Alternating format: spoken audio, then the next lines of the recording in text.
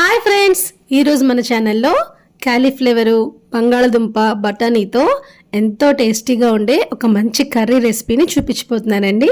దీనికోసం ముందుగా స్టవ్ మీద ఒక గిన్నె పెట్టుకొని అందులో నీళ్లు పోసుకొని నీళ్లు మరుగుతూ ఉన్నప్పుడు మనం ఒలిచి పెట్టుకున్న క్యాలీఫ్లవర్ పీసెస్ని అందులో వేసేసుకొని కొంచెం అంత సాల్ట్, చిటికెడ పసుపు వేసుకొని మూత పెట్టుకొని ఒక పొంగు వచ్చే వరకు ఉడికించుకోవాలి. ఇలా చేయటం వల్ల క్యాలీఫ్లవర్లో చిన్న చిన్న పురుగులు లాంటివి ఏమైనా ఉంటాయి కదా, అవి చనిపోతాయి.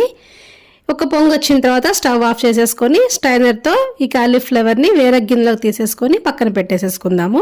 కర్రీ ప్రిపేర్ చేసుకోవడం కోసం స్టవ్ మీద ఒక కడాయి పెట్టుకొని అందులోకి 3 టేబుల్ స్పూన్ల వరకు ఆయిల్ వేసుకోవాలి. ఈ కర్రీకి ఆయిల్ కొంచెం ఎక్కువ ఉంటేనే టేస్ట్ బాగుంటుందండి. ఆయిల్ కొంచెం హీట్ ఎక్కిన తర్వాత ఇందులోకి కొంచెం జీలకర్ర, ఆవాలు, మినపప్పు వేసుకొని ఇవి కొంచెం వేగిన తర్వాత ఇందులోకి ఒక 2 ఉల్లిపాయల్ని చిన్న చిన్న ముక్కలుగా కట్ చేసుకొని వేసుకోవాలి.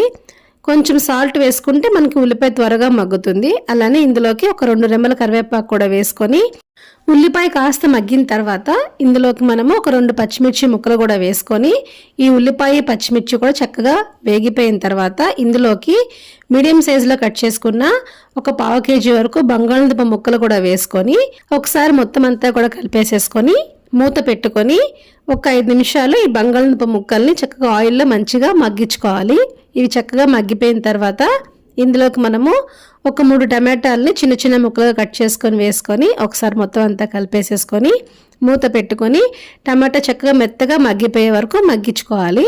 ఇప్పుడు ఇందులోకి ఒక టేబుల్ స్పూన్ అల్లం వెల్లుల్లి పేస్ట్ కూడా వేసుకొని పచ్చివాసన పోయిన తర్వాత మనం ముందుగా వేడినీళ్ళలో ఉడికించి పెట్టుకున్న క్యాలీఫ్లవర్ ముక్కలు ఉన్నాయి కదా, వాటిని కూడా వేసేసుకొని ఇందులోకి ఒక 1/2 కప్పు వరకు పచ్చి బఠానీ కూడా వేసుకొని నిదానంగా మొత్తం అంతా కలిసేలా కలిపేసేసుకొని మూత పెట్టుకొని ఒక 4 నిమిషాలు మంచిగా మగ్గించుకోవాలి.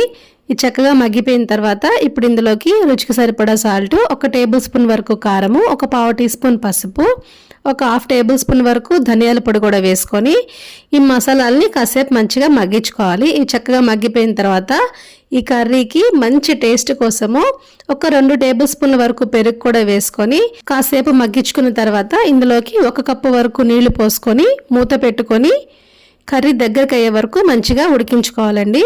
క్యాలీఫ్లవర్ మనకి త్వరగా ఉడికిపోతుంది, సో ఎక్కువ టైం ఏం పట్టదండి. చక్కగా కూర దగ్గరికి అయిపోయిన తర్వాత చివరిగా ఇందులోకి కొంచెం కొత్తిమీర, అలానే కొంచెం కసూరి మెత్తి కూడా వేసుకొని ఒక్కసారి మొత్తం అంతా కూడా కలిపేసేసుకొని స్టవ్ ఆఫ్ చేసేసుకుంటే మన ఎంతో టేస్టీగా ఉండే క్యాలీఫ్లవర్ బంగాళదుంప కర్రీ అయితే రెడీ అయిపోతుందండి. Thank you.